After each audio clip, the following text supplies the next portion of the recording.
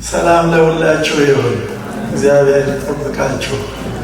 እውነት ለመናገር እኔ ነው ብለው የረባ ነገር የለኝም። እና እንታል ከተበውት ናቸው የተማሪ ቤት ህይወት ያላቸው። እኔ ብዙ የለኝም፣ ትንሽ ነው። በእግዚአብሔር ፈቃድ ወደዚህ ዓለም ከመጣሁበት ጊዜ ጀምሮ አባቴና እናቴ ሁለቱም በመተጋገዝ እውነት ለመናገር ትንሽ እንደው አይኔን እንድገልጥ አድርገውኛል። ይልቁንም እናቴ ከአባቴ ይበልጥ ክትትል ያደርጉ ነበር በእኔ ላይ እና ታዝዬ እናቴ ጀርባ ላይ እያለሁ ነው ትንሽ ቃል እግዚአብሔርን ቢስል እዚህ እየተቆነጠጥኩ በዛው ባለሁበት እየቆነጠጡ እናቴ ጥሩ አድርገው አስተምረውኛል እውነት ለመናገር።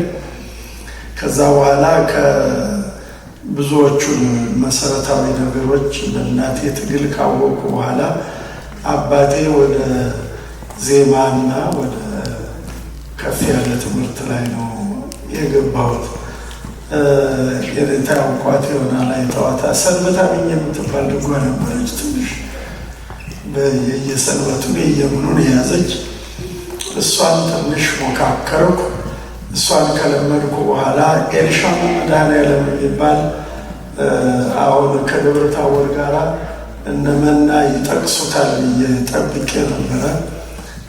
አላገኙትም መሰል ዘለሉት። ትልቅ ቦታ ነበረ። አሁን ተዳክሞ ነው እንጂ ከፍ ያለ ቦታ ትልልቅ ሊቃውንት የነበሩበት የራስ ጉግሳ የሚባሉት ክርስትና ልጅ የነበሩ አለቃ ኃይለ ማርያም ክፍለ ዮሐንስ የሚባሉ የነበሩበት ሊቅም ባህታዊም ሁለቱም የሆኑ የሊቅነት ብዙ ጊዜ ከባህታውያን ጋር ይስማማል ይመስለኛል።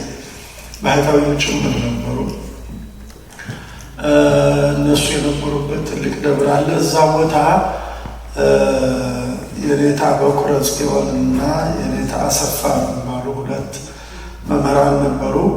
የኔታ በኩረ የኔ መምህር ናቸው። መጀመሪያ እሳቸው ጋር የኔታ በሩ ጋር መርጌታ በሩ ጋር ሁለቱ እየተማሩ ነው የገባሁት። እነሱ ድጓ እየጨረሱ እኛ ገባን። በኋላ ወደ ቤተልሔም ሲሄዱ ህፃናትን ያው ተከትለን ሄድን። ቤተልሔም ማስታውሰው በህፃንነቴ ምናልባት የዛ ጊዜ 10-11 ዓመት እሆናለሁ መሰለኝ ጾመ ድጓ እየተማርኩ ማለት ነው። በኋላ እመለሳለሁ የሚል ሀሳብ ነበረኝ። ሳልመለስ በዛው ቀረሁ ወጥቼ ቀረሁና እኔንታ በኩረ ግን ድጓ ደርሰው ተመልሰው ኤልሻማ መጡ። ኤልሻማ ሳለሁ ወደ ድጓ ውስጥ ገባ አልኩኝ። መቼም በልጅነቴ ቃለ እግዚአብሔር መያዝ እንትን በድምጫ ነበር የሚይዘው። ብዙም ወንበር ላይ አልቀመጥም። ወንበር ላይ ስቀመጥ እንቅልፌ ይመጣል። ይህን በደንብ እንድታውቁት። እንቅልፌ መጠጥ ይላል። ምንም አድርጎ ነው የሚወስደኝ። እንደው እንደ ወንበር ሰዓት አይነት እንቅልፍ በህይወቴ እስካሁን አላውቅም። የመጀመሪያውን ቅኝት ብቻ ከኔታ ከተሰማ በኋላ ተኛለሁ። ሌሎቹ ጓደኞች አሉ። አሁን መርጌታ አብደወርቅ የሚባሉ በአታ አሉ። አብረን ድጓ የተማር አባ ሀረገወይን የሚባሉ ኢየሩሳሌም አይታችኋቸው ጅምጥኛ ያላቸው ቀይ እሳቸው የድጓ ጓደኛዬ ናቸው። ኒቆዲሞስ የሚባሉ ደግሞ አይነ ስውር አሁንም ሩፋኤል ነው አማኑኤል ነው ያሉት። እሳቸው 1-6-7 ነበር። ሲራክ የሚባል አንድ ጓደኛችን ነበር። እሱ ተመልሶ ወደ በጌምድር ሄዷል። የት እንዳለ አናውቅም። አንድ ላይ 6-7 ልጆች ነበር። ይቃኛል። መጀመሪያ ቅኝቱን እሰማለሁ፣ እኔ ተኛለሁ። እነሱ ይቀጽላሉ፣ ይደግማሉ። የኔታ ዞረው አዳርሰው እስኪመጡ ድረስ እኔ ተኝቻለሁ። በኋላ አንተ ልኩስኩስ ነበረ የኔታ ስና እንትን ቁጣቸው አንተ ልኩስኩስ ይሉና ቀስ ብለው ይረብኛል። ኩርኩም ነቃለሁ ወይም ውሃ ያመጡና ይረጩኛል። አሁን ተኝታል እስቲ በለው ይሉኛል። ቅድም የተቃኘቸው አንድም ሳልሳሳት መጠጥ አድርጌ እወጣታለሁ። ምንም አንድ ርክር ቋንቋ ተሳሳተኝ እንደዚህ ነበር። አሁን ግን ደንዝዣለሁ እና እንዲህ አግድሜ ነበር። አቋቋሙን ማህበር ቀለም ሲደረግ ሳልፍ ዝም ብዬ የሰማሁትን ወስጄ ማህሌት ስገባ ከነዚያ ከምሁራኑ እኩል አብሬ ዘራፍላለሁ። የሚይዘኝ ወደ ገጠር ማወጣ አካል መቼስ ዋና ነው የሚሆነው፣ ትልቅ ነው የሚሆነው። እንደሱ ደስ እያልኩ አሳልፍ ያለው ማለት የረባ በቀዋሚነት የያዝኩት ትምህርት የለም። ሁሉንም ግን ቀማምሻለሁ። ከዛም እና እንጦጦ ራጉኤል ሲመጡ ታወቀ ተከትዬ መጣሁ።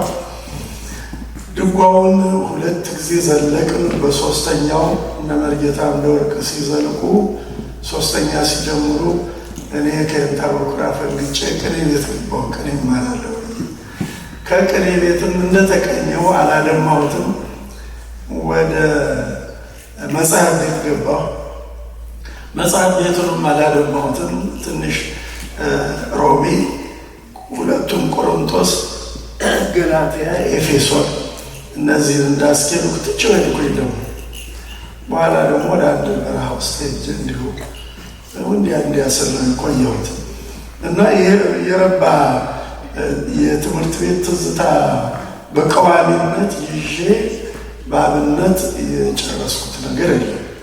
በኋላ ግን ፍሬ ማህሌት የሚባለው መጽሐፍ ሊታተም የኔታ አዲስ አበባ ሲመጡ እኔ ቤት እንዲያርፉ አድርጌ አቋቋሟን ትንሽ ደባ ለማድረግ ሞክሬያለሁ።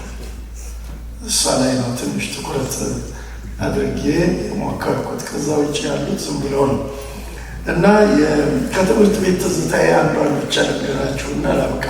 ማስረዘም አልፈልግም።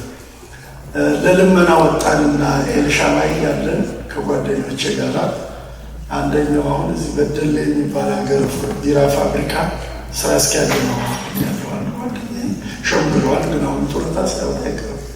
ብዙ አላየሁትም። አንዱ ደግሞ አለ እዛው ኤልሻማይ ያለው። አሁን ወጣንና ቡዬ የሚባል አለ፣ ከእሱ በታች ላምበር ጊዮርጊስ ወደ በረሃው ላይ አለ እና እዛ ሄድንና ስንደርስ ማታ ትልቅ ተስካር ነበር፣ የሀብታም ተስካር። ራት ይበላሉ። ተሜ መጡ ነው ተሜ ግቧን አስገቡን። እዛ በደንብ ያችን ራት በላንና ብሉ ፍታት እንድታረጉልን ሌሊት አሉ። እንግዲህ እኛ ገና አሁን ጸሎተ ፍታት ለማድረግ ገባን። ያው እንዴት ነው የምናደርግ ስላቸው ማህሌት ነው ይቆመዋል። እኛ እንግዲህ ምንችል ስቡ ያታቅተንም በደንብ ለምደናታል። እዛ በድምጫ ግን ሶስታችንም በአጋጣሚ የዜማ ተማሪዎች ነን። ያችን ስቡ ብለን ስቡ ስንል ተይ አለ ቄሱ መጣ። ረፈደብን አለ። ታዲያ የምናደርገውን ጽፉት ስምአኒ ብለን ጸፋን። እንዴት ብለን እንደጸፋን ነው ላነሳውሰው።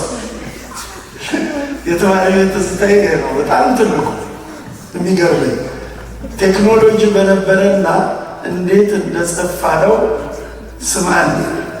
ቴክኖሎጂ በነበረና ተቀርቶ በነበረ በጣም ደስ ይለኝ ነበር እና ከዛ መጣን። ኤልሻማ ስንገባ ስቡን የጸፉት እየተባለ ትምህርት ቤት መሳቂያ ነበር። እንዴት አድርጋችሁ ጸፋችሁት? እኛ አላስታወስነውም። ለጊዜው ግን ጸፋ ነው። ዘለቅ እስከ መጨረሻው ዘለቅ። ተሳልከ ብለን ዝም ብለን ሰላም አብረን ጸፋንና ቅዳሴ ገቡ እና በትምህርት ቤት ትዝታዬ በደንብ የማስታውሰው ይሄ ነው። አንዱ ነው። ሌላው የችግር እና የመከራ ጊዜም አለ። እሱ ረጅም ነው። ሰዓቱም አይበቃም። ብዙ ፈተናም ገጥሟል። እንዲሁ ውሻ ሲበላኝ እዚህ እግሬ ላይ 6 ወር ታምም ያለው እንደው ስሩ ተበጥሷል። ከዚህ በኋላ እንካሳ ነው የሚሆነው ምናምን ሁሉ የተባላለ ያን ሁሉ አሳልፎ መቼም አሁን እግዚአብሔር እዚህ አድርሶኛል። ግን አሁን ይህንን ሀሳብ ባታመጡት ጥሩ ነበር። ምክንያቱም በምህረትን ለመመዘን ብላችሁ ነው። የሆነው ሚዛናቸው እንግዲህ ሌላ የላቸውም እና ትንሽ ነው። የኔታ ተክሌ ግን ብዙ ይኖራቸዋልና እሳቸው የምጠይቋቸው ይሻላል። እኔ ብቃይ በዚህ አመሰግናለሁ በጣም